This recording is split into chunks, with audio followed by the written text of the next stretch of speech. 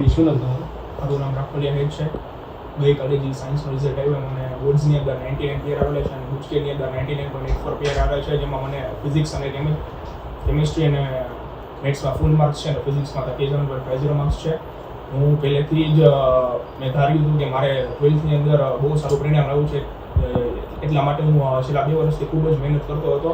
મને 11થમાં પણ 90% આવેલા હતા, but due to lack of confidence કે મારે 12થમાં આનાથી વધારે પીઆર જોઈએ છે અને વધારે આશા છે, એટલા માટે મેં ટેલેન્ટ ક્લાસ જોઈન કર્યું કે જ્યાં મને ખૂબ જ સારું એજ્યુકેશન આપવામાં આવ્યું.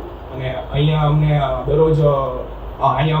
દરરોજ ટીચર્સ અમને ગાઈડ આપતા અને અમને કહેતા કે તમારે દરરોજનું આટલા કલાકમાં ટોપિકને આપવાનું છે, તમારે કોઈ પણ ડાઉટ્સ હોય તો તમે રાતોરાત પણ ફોન કરીને અમને પૂછી શકો. એટલે મને અહીંયા ખૂબ સપોર્ટ મળેલો હતો બધા ટીચર્સ દ્વારા, અને કોઈ પણ ડાઉટ્સ હોય તો એ ફટાફટ ક્લિયર થઈ જતા હતા. અહીંનું મને એજ્યુકેશન ખૂબ ગમ્યું. અને અહીંયા હું જ્યારે 12થમાં જોઈન થયો ત્યારે સ્ટાર્ટિંગની અંદર મને થોડુંક ટફ લાગતું હતું, પણ પછી જેમ જેમ હું મહેનત કરતો ગયો એવી રીતના મને ઇઝી લાગતું ગયું. અને અહીંના મને દરરોજ રેગ્યુલર હોમવર્ક આપતા હતા અને દરરોજનું ટોપિક્સ ક્લિયર કરાવતા હતા, અને જે પણ લર્નિંગ હતું સ્કિલ બેઝ હતું, લોજિકલથી અને એકદમ ફ્રી માઇન્ડથી લોકો ભણાવતા હતા. અહીંના ટીચર્સનો એક્સપિરિયન્સ ખૂબ જ સરસ હતો. ફોર એક્ઝામ્પલ કે અમારે કેમિસ્ટ્રીની અંદર દિવ્ય સર હતા કે જેની પાસેથી શીખવા મળ્યું કે આપણે કોઈ પણ વસ્તુને સમજીને કઈ રીતે કરવી, કોઈ પણ કેમિકલ કે કોઈ રિએક્શન હોય તો એને પહેલાં આપણે સમજી એની મિકેનિઝમ કરીને પછી કઈ રીતે એને આપણે સરસ રીતે કરી શકીએ. ફિઝિક્સની અંદર રીતે સર પાસેથી શીખવા મળ્યું કે આપણે કોઈ પણ વસ્તુને કઈ રીતે કન્સેપ્ટ બેઝ સમજવી, લોજિકલ થિંકિંગ કઈ રીતના ડેવલપ કરવું અને કોઈ પણ વસ્તુને આપણે અન્ડરસ્ટેન્ડ કઈ રીતના કરી શકીએ. જ્યારે મેથ્સમાં હાર્દિક સર પાસેથી શીખવા મળ્યું કે કઈ રીતે આપણે બધા ફોર્મ્યુલા સારી રીતે રિવાઇઝ કરીને આપણે કઈ રીતે મેથ્સમાં પાવરફુલ થઈ શકીએ અને આપણું કેલ્ક્યુલેશન કઈ રીતે સ્ટ્રોંગ કરી શકીએ અને મેથ્સમાં કઈ રીતે આપણે સારા માર્ક્સ મળે.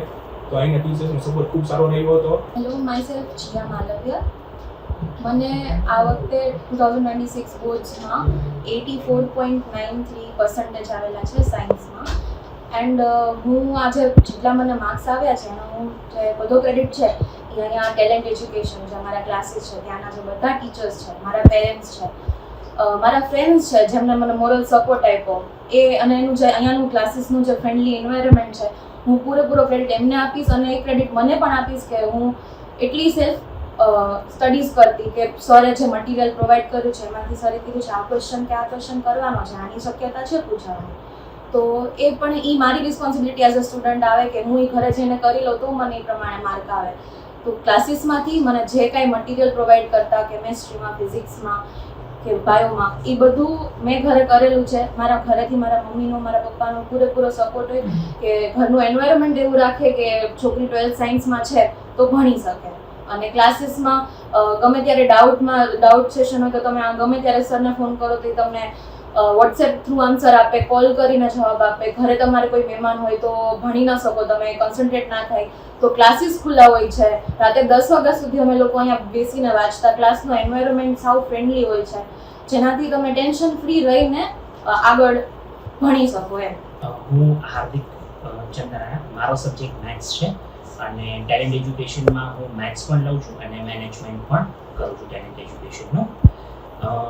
આજે અમને આપણી સમક્ષ આવવા માટે ખૂબ જ ખુશી થાય છે કે અમારા બાળકોનું આટલું સારું રિઝલ્ટ 12th સાયન્સમાં આવ્યું.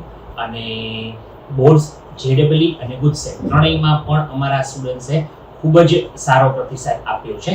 અને અમે લોકોએ ખાલી હોશિયાર બાળકો ઉપર નહીં, આખું વર્ષ દરમિયાન જે બાળક એવરેજ હોય તથા બિલો એવરેજ હોય એ બાળકને અમે પૂરો સપોર્ટ આપીએ છીએ. અને અમારું એક જ ફોકસ હોય છે કે બાળકનું રિઝલ્ટ 100% ઇમ્પ્રુવમેન્ટ થાય, જેના માટે અમારે જે કંઈ કરવું પડતું હોય ક્લાસની અંદર એ સ્ટેપ્સ અમે અહીંયા લેતા હોઈએ છીએ. અને આજના કોમ્પિટિટિવ સમય દરમિયાન જે કોમ્પિટિશન માર્કેટમાં છે, જે ભવિષ્યમાં કોમ્પિટિશન લોકો ફેસ કરવાના છે, એના માટે અમે કમ્પ્લીટલી સ્ટુડન્ટ્સને રેડી કરીએ છીએ.